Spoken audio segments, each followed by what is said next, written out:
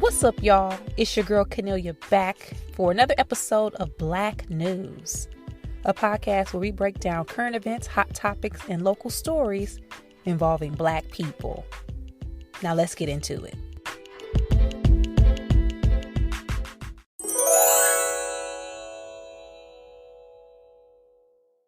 I was on here last week talking big-ish about how I wasn't interested in none of the topics, wasn't nothing going on. I was just phoning it in. And now we are fast forward to this week where everything under the sun has happened. Literally everything has went down within the past week. So for the sake of keeping it as concise and compact as I can, for some of these, I'm not really going to go too deep into. I'm just going to give the high points, make sure we are addressing it, and then move on to the next. First, that boy going to jail. Okay? Tory Lanez going to jail. In case you all missed it, and there's no way you could have, because I've talked about this maybe 16 times on the podcast. It has been all over social media, but I can see how people can miss it, because if you don't really be like in the mix, you don't know anybody who's talking about Tory Lanez, okay?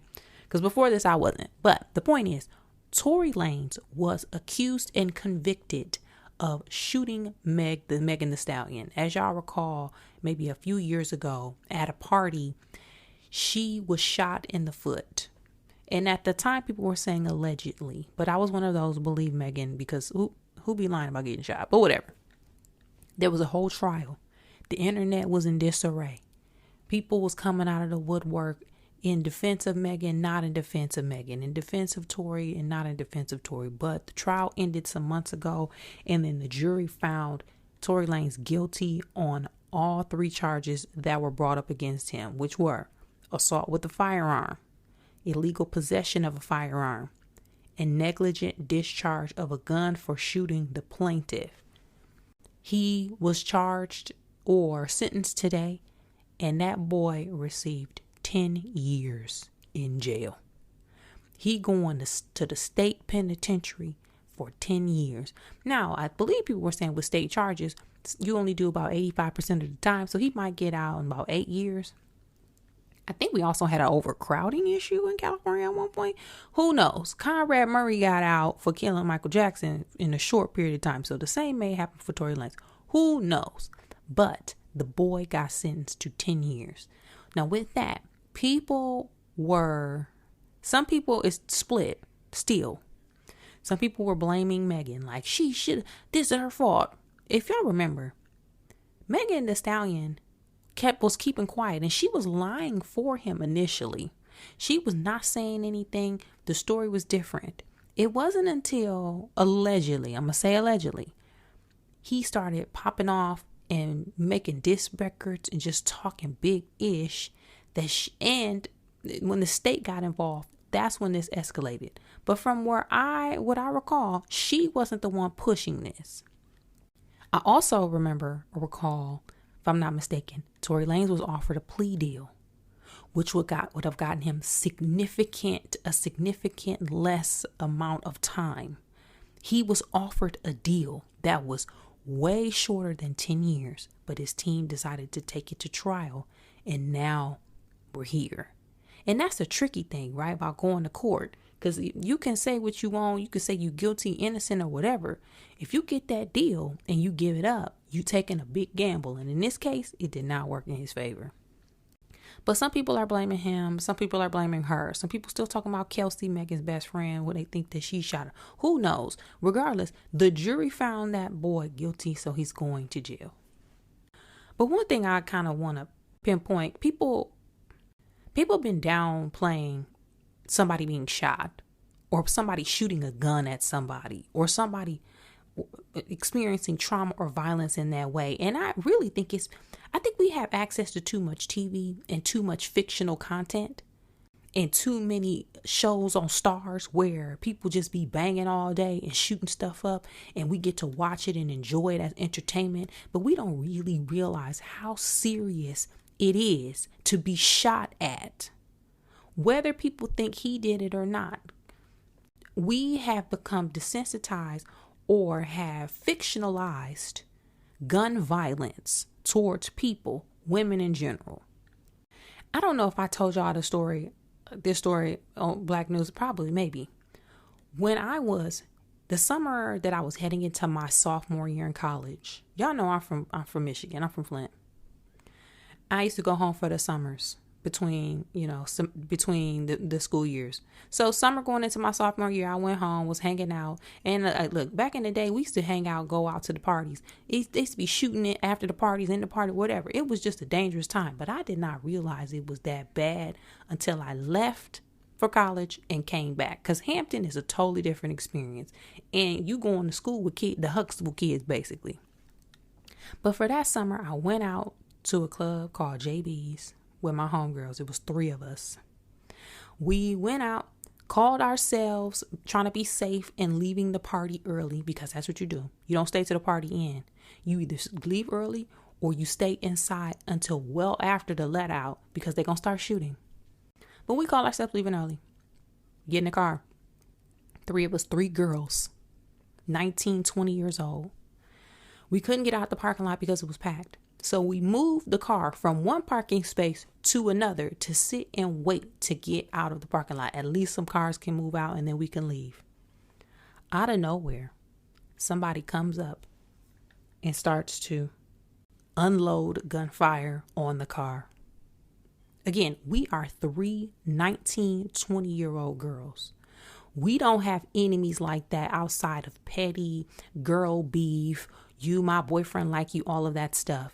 But literally, we found ourselves in a car that was being completely shot up. They shot out the back window, the trunk, the side rearview mirrors. The guns blew through the back window all the way through the front window, shot both of those out, the tires. The car was so shot up, they had to get a flatbed to come and take the car out the parking lot because it was literally undrivable. We are 3 girls. I'm going to keep saying this. I was 19, probably not even 19 yet, 18 turning 19. In the most traumatizing experience that I've ever been in my entire life. The police came. From my recollection, there was no follow-up. I never got a phone call after that from Flint police. No, nobody ever checked and did some research. Do y'all got enemies? Who was out to get y'all? Any of that? That never happened. To this day, I still don't personally know who did it. All I know is that somebody that I know figured out who it was, and they said, "Oops, we thought they was somebody else."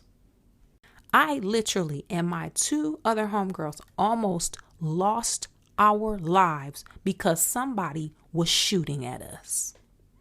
So when I hear people saying, "Oh, it ain't no big deal. They just shot her in the foot. It ain't no big deal." Do you know that if that gun would have moved a few inches up, it could have shot and killed her? Do y'all know how traumatizing it is to be shot at? Again, we romanticize everything because we ain't really in it. But let me tell you, when you in it, it ain't cute. It is not cute. It's not entertaining. It's just no big deal. It ain't none of that. It's serious. And if somebody shoots at you, I'm willing to bet when you see that happening to somebody else, you will have a different perspective about what the outcome could be. Y'all know I'm not the one to say somebody deserves to go to prison, but I will tell you this. If the person who shot at us or the people who shot at us were on trial to go to prison, you would have bet I would have been in that front row of the courthouse hoping that they would have gotten the maximum sentence for almost or attempting to kill me, to ruin and to destroy and to end my life.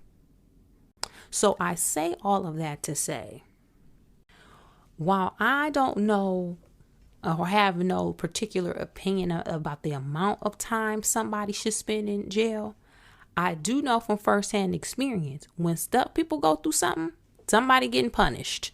It's just cause and effect, and that's common sense. But what do y'all think about this scenario? What do y'all think? Do y'all think it was too harsh? Did y'all expect this? Are y'all one of them free my dog? Are y'all one of those people? Do you side with Megan? Really interested to hear y'all's thoughts and perspectives on this one. Hit me up and let me know. I'm at Cornelia on social media.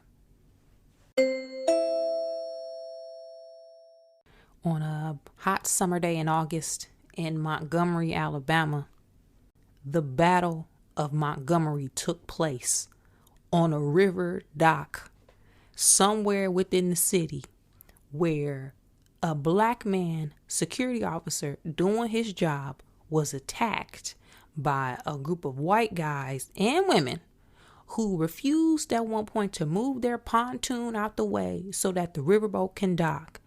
They proceeded to attack that man.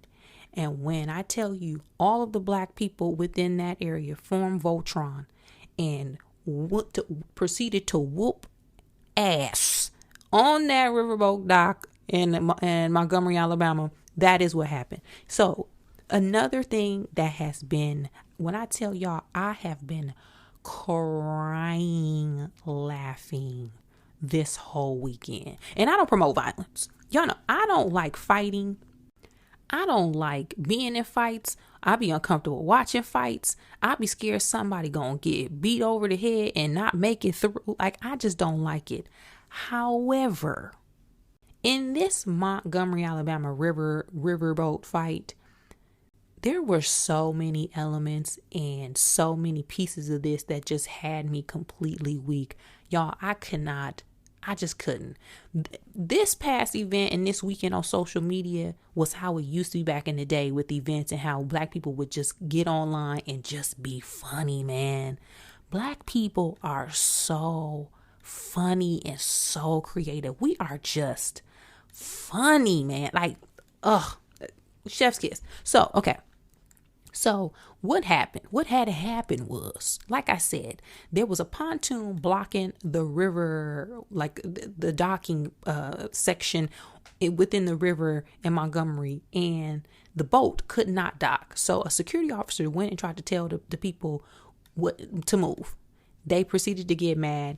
The black man, took his fitted cap, threw it in the air like Bobby Shmurda, and literally every black person ran to assist. There were different angles. I watched all of the video angles, at least 20 times a piece. There were like 10, 15 videos. I watched all of them. Okay? I watched all of them. So he threw the hat in the air. Then a young boy who apparently is 16 years old, he's only 16, staff member on the riverboat, saw this, dives off the riverboat into the Montgomery, Alabama waters. He proceeds to swim from one angle that I saw in the video, what looked like the full length of an Olympic-sized swimming pool, to shore to assist his homeboy in the fight. They were online calling him Scuba Gooding Jr. Y'all. They were Scuba Gooding Jr. They called him C Murder, but not the letter C, like ocean and sea murder.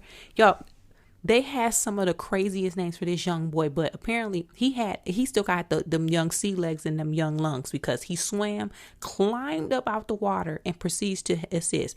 I would have still been floating in the river. Okay, they would have had to fish me out, because ain't no way I'm doing all of that climbing out and then getting the fight. He then later body slammed a man in salmon shorts that was 2 times his size. Again, the boy is apparently 16. Black women jumped in. A lady got doused and thrown into the water. This white dude was getting whooped so bad, and he was sick of getting whooped, that he dove himself into the water to save his own ass. The OG stepped in. It looked like the bros was out there. I saw a bunch of purple t-shirts and white shorts. They was whooping. One old man. Now, and he looked old on camera. He looked about 62, but during the press conference, they said that man was only in his 40s, his early 40s. He picks up a folding chair and bashes 2 people, a man and a woman, over the head with the folding chair, y'all. He going to jail. So the cops were around during all of this. And shout out to black police officers, because the majority of the officers on the scene were black. They weren't overly aggressive. They were trying to break it up. They weren't pulling their guns out. They weren't threatening to shoot nobody. Wasn't no chokeholds. They wasn't kneeing on nobody's neck. They were letting the fight play out, doing what they can to assist. Nobody got hurt in a bad way. No police were overly aggressive until the black man hit the people with the chair. That brother going to jail. Okay. Everybody else. No, I'm sorry, my brother, you going to jail. But this was, when I tell you, so much going on and caused so much excitement within the black community. And this is why, because look, we don't promote violence. Okay. As black people, we don't really do that. But there's a lot of elements at play here. One, it's the South. Y'all know the legacy of black people in the South. Y'all know the legacy and the dynamics between black and white people in the South. There have been many stories over the span of centuries where black people can't fight white people. We would get hung, lynched. Again, this is legacy within that particular region that we're looking at it. We're looking at it from that vantage point. Another thing that started to come out after this, where this took place, is almost the exact site where enslaved Africans were brought to the shore in Montgomery, Alabama, and sold. Literally, people from Montgomery started uploading actual maps that mapped out the area within the 16, 17, 1800s that laid out the place where the boats would dock, where the enslaved Africans will be brought off the boat, the auction blocks, the holding pens, that entire area, specifically where them white people got whooped on for talking SHIT, was literally where our people were brought and held into captivity and sold into captivity. That is literally one of the reasons why black people were so excited, because again, we don't condone violence, but for some it just felt like the ancestors were shining down and giving us this opportunity to rejoice. So it literally was a weekend full of memes and gifs. They done put the Avengers in-game rings over here, like the Doctor Strange rings. I'm talking about, you think if you can name it, it has happened. People made songs about it. We are here. One thing though that I want us to stop doing, stop saying we not our ancestors. See, y'all, we ain't our ancestors. We not our ancestors. Stop saying that. That is some of the most disrespectful stuff that I have ever heard. I can't stand that. And I say that because some people think because some of our ancestors were a part of the nonviolent movement. And I say some of ours because the majority of black people was at home sitting on the couch while there were certain numbers and other people actually in the fight, protesting, bus boycotts, marching. That was not every black person. Ask your grandparents and your great grandparents where they were. The majority of them were watching. So let's get it twisted. When we say we not our ancestors, we not on both sides. And if you really compare, some of us are kind of like our ancestors, because a lot of us just be sitting on Twitter, Instagram, and Facebook talking big shit while we ain't really in the action. So in some cases, you are your ancestors. But people kind of use that to say our ancestors wasn't out here fighting and throwing hands or being active.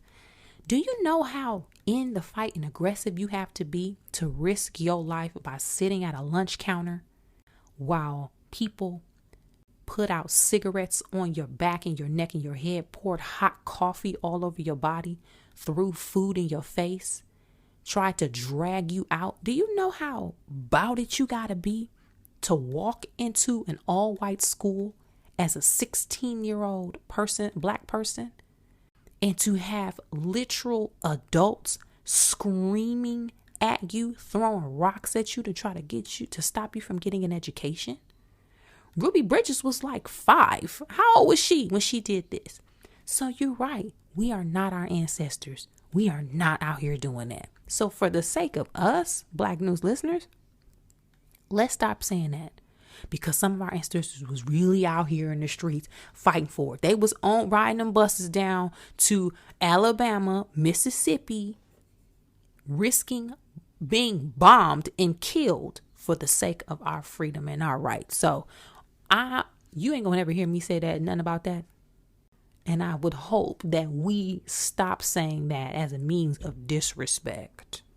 But overall, moving forward, the fade in the water, which is what the event has been called, the brawl at Montgomery, will now be a Black national holiday. We will have something to celebrate in August. Juneteenth is in June. August, we will celebrate this historic battle on the riverfront of Montgomery, Alabama, by barbecuing, eating fried chicken and watermelon, and doing all of the stereotypical things that used to be a part of our culture that has been made to be negative by the mainstream media.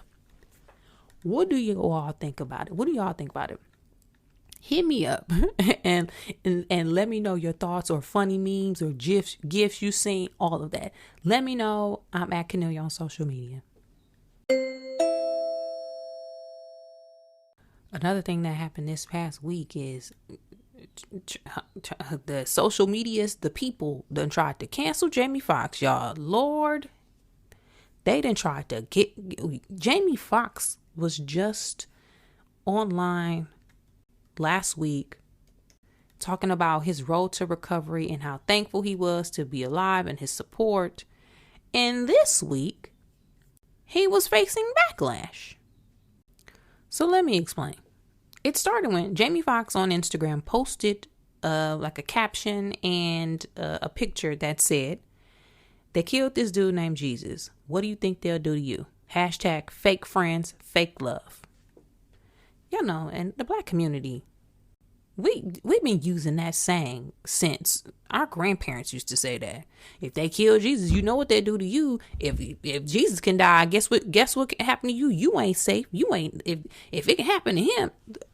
That has been a saying for that that's just a part of Black, the same cultural AAVE, like that is just something that Black people say, and we're saying that in reference to enemies, friendships. Somebody might stab you in the back.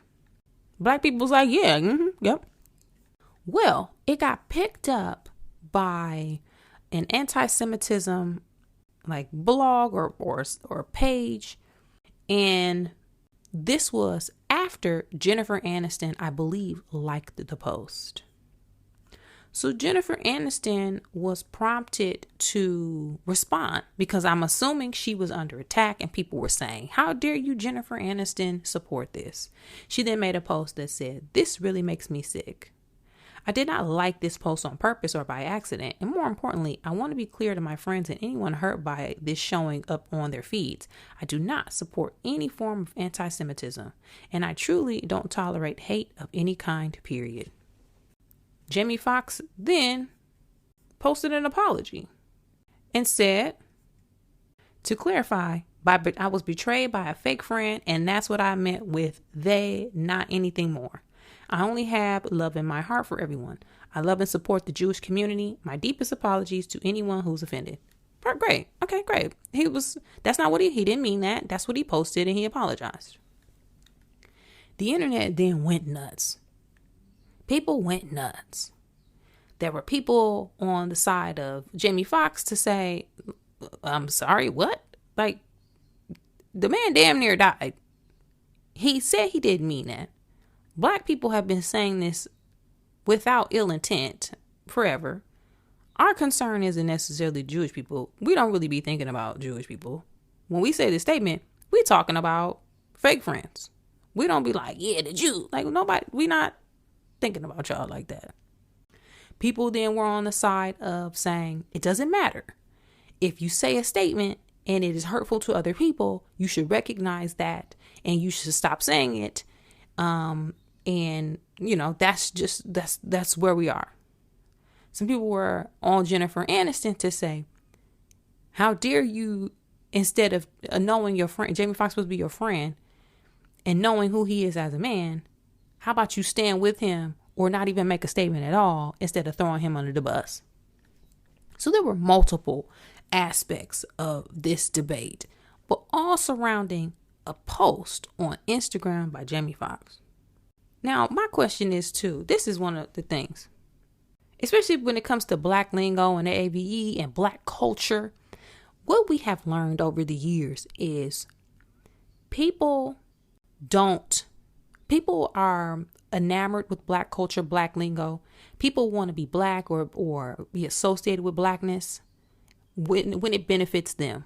People often say Black terms, use Black lingo, listen to Black music, try to dress, act Black, get things, everything. Lips, button, fake nails, the junk nails we was wearing, they trying to get all that, whatever. But it seems like people aren't really interested in really understanding Black culture. So with that, a part of the backlash in this scenario was a lot of people were saying to people who are outside of the Black community is, it's clear that you don't know any Black people, because if so, you would have known that we've been saying this for a long time. Why are y'all expecting us to center whiteness within our culture? People were having responses to that to say, whether we're not expecting people to center whiteness, we're saying something was wrong and offensive, you should change and adjust. Valid points on both sides. But what do y'all think?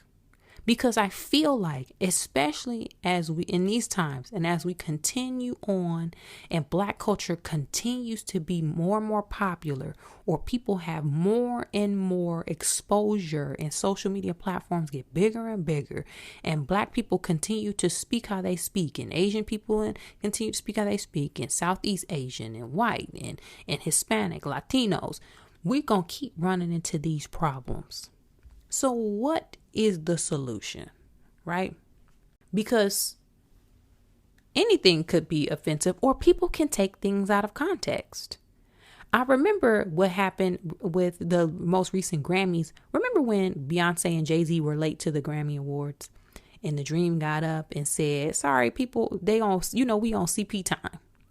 Some posts and started going viral on social media because a young woman or a man with cerebral palsy got on and said, how dare they talk about people on cerebral palsy time? It's hard for us to mobilize or to move around. We wouldn't even want to be even talking about that. Like, what are you talking about? So we're going to continue to run into these types of situations. So what's the solution? Because we can't keep people, when they say stay out of Black folks' business, or stay out of Asian people business, or stay out of Hispanic business, that ain't going to happen. So what now? What now? I don't have no solution, or I have solutions, but I ain't really going to go into it on the podcast. But what do y'all think? And do y'all think Jamie Foxx was wrong? Do y'all accept his apology? What do you think Jennifer Aniston's stance should have been? What do you do when you repost or like something and somebody attacks you? Do you feel required or obligated to then make a statement standing against it? What do you do? Who knows?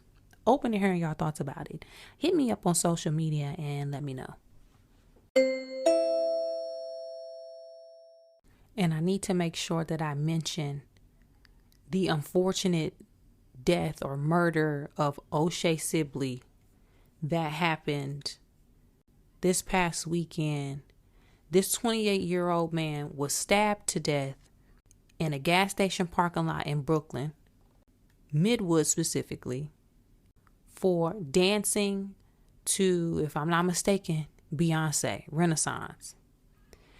Him and his friends were in the parking lot having a good time, voguing, dancing, just being themselves, being the free Black people, expressing themselves and having fun. And there was an altercation with some other people. They had a problem with it. Apparently it escalated, and a 17-year-old stabbed O'Shea one time. He eventually died. That 17-year-old was arrested, and he's being charged with murder as a hate crime and criminal possession of a weapon. Adding that, recently found out that they said that the young man, and the initial reports were saying that he was Muslim, His family came out and said that boy ain't Muslim. He is white and Russian and Christian. So that's a whole nother aspect of this, about what's happening to young men of all demographics, to the point where you 17 years old and you stabbing somebody and then trying to scapegoat an entire community to say that they were responsible behind it, instead of just owning up to it as a young white man. Like that's a whole other conversation.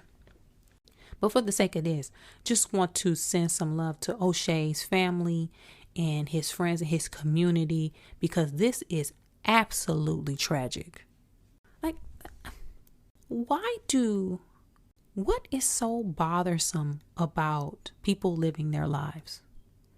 I have never been somewhere and saw somebody dancing or singing or just having fun or being themselves and thought, you know what, I should stab them. Like, I just can't imagine having that much hate or disdain in your heart for someone else that you would proceed to ruin your own life by taking their life. Like, that's just a level of craziness that I just don't understand. And I hope I will never understand that, especially at 17 years old. The aftermath of that, Beyonce posted "Rest in Peace, O'Shea" on her website. There have been protests and gatherings and dancing and flowers and balloons at the site where it happened for days. People just celebrating O'Shea, but also making a bold statement to say, you are not going to stop people from expressing ourselves. You are not going to attack Black people for just doing what the hell they want to do. So I'm all in support of that. Keep protesting. Keep showing up to that gas station. Keep having rallies. Keep being online talking about it. Keep celebrating. We're going to keep our eye on the trial. They're not releasing the 17-year-old's name because he's still considered a minor. But time will tell about what happens with this. But that boy going to jail. Because what you're not going to do is be killing Black people. Like, you're just not going to do it. Adding that O'Shea was a dancer. He was very well known. He was a part of the ballroom community. He was, I believe, a member of the LGBTQ plus community as well. And it's just tragic. I just can't. What do y'all think about this? And what are your thoughts around the whole situation? I'm assuming this is somewhere similar to mine, but would love to hear about your thoughts. If I don't know if there are any GoFundMes or any fundraisers on his behalf, but I can look into that. I'm pretty sure they are, and mention that next week on the podcast if I find anything. But if you find something, feel free to share it with me. Hit me up on social media at Kennelia.